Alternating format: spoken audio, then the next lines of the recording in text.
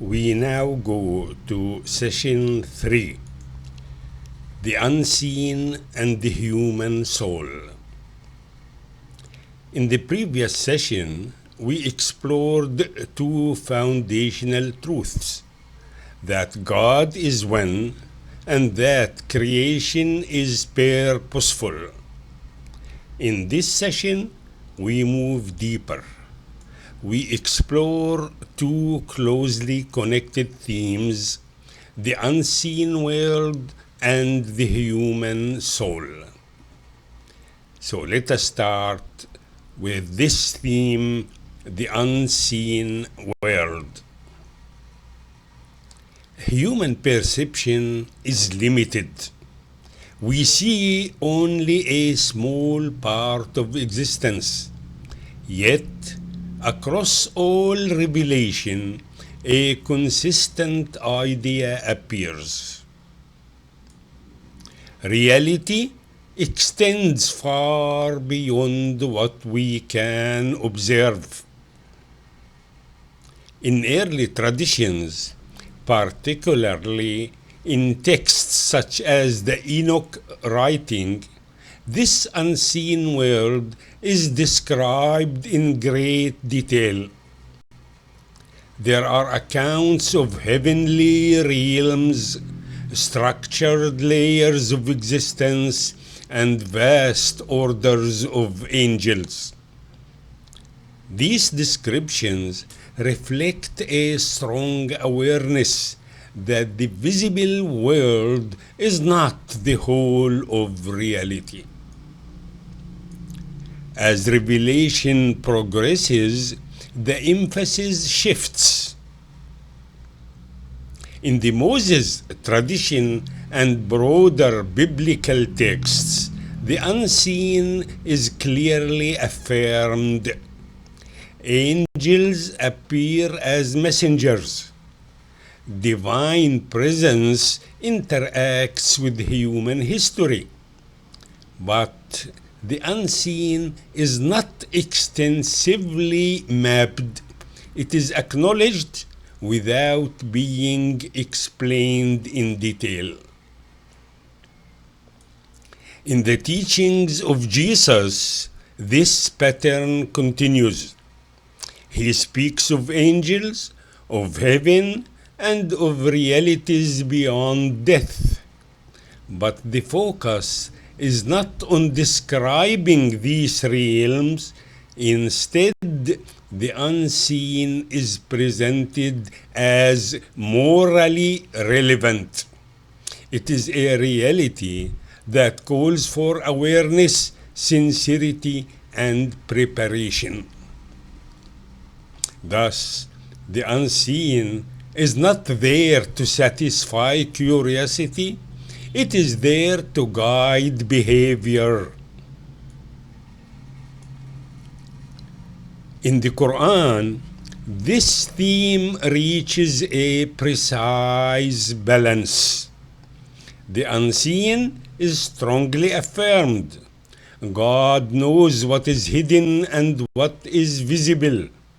Angels exist and act according to divine command. Human actions are recorded even when they are unseen by others. But at the same time, clear limits are established. Human beings are not given unrestricted access to the unseen. Its full reality remains with God alone. In the Quran, the unseen is neither denied nor exaggerated. It is presented with purpose. It reinforces faith. It cultivates humility. It reminds human beings that their actions are part of a reality larger than what they can perceive. So, when we look across these stages, a clear pattern appears. Early traditions expand the unseen in detail. Later stages reduce excess and focus on meaning. And in the Quran, the unseen is affirmed while being disciplined. It is no longer a domain to be explored in detail, but a dimension that shapes responsibility.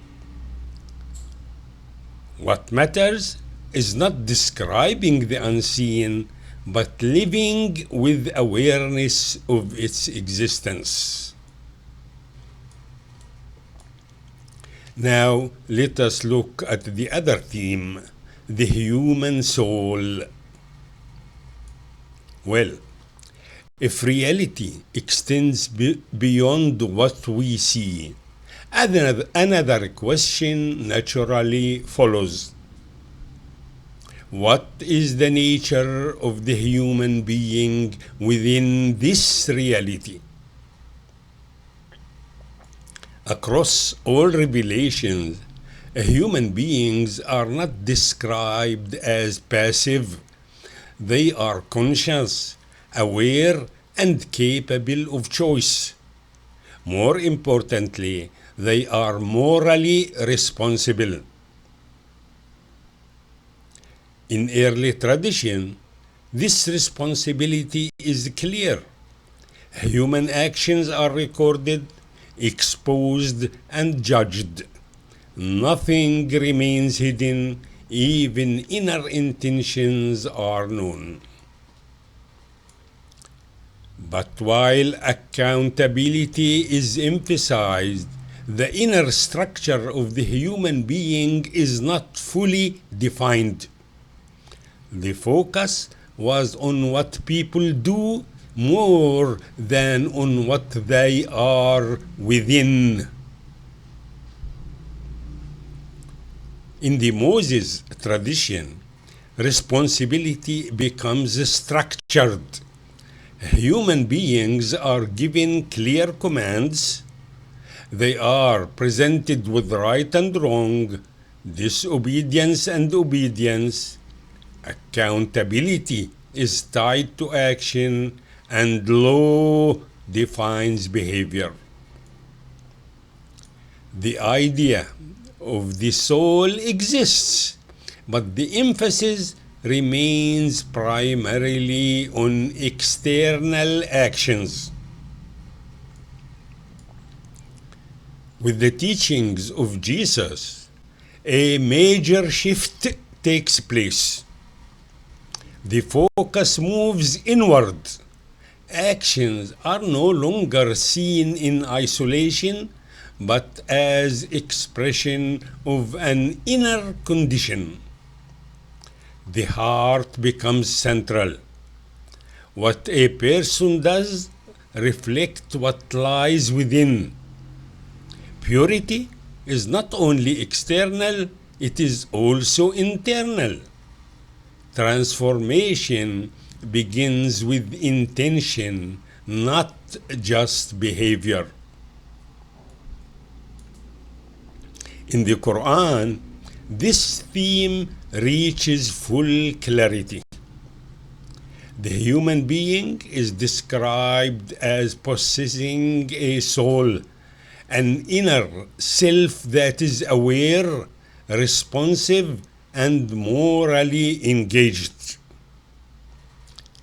This self is not fixed. It carries the potential for both good and evil. It can rise or decline. Thus, in the Quran, success is not defined merely by outward action, but by the purification of this inner self. Quran emphasizes that each individual is accountable. No one carries the burden of another, and that change begins from within. So, across these stages, the development is clear. Early traditions emphasize accountability. The Moses stage structures responsibility through law. Jesus brings attention to the inner condition, and the Quran integrates all of this, defining the self, its struggle, its potential, and its outcome. What begins as external responsibility becomes a complete understanding of the inner human reality.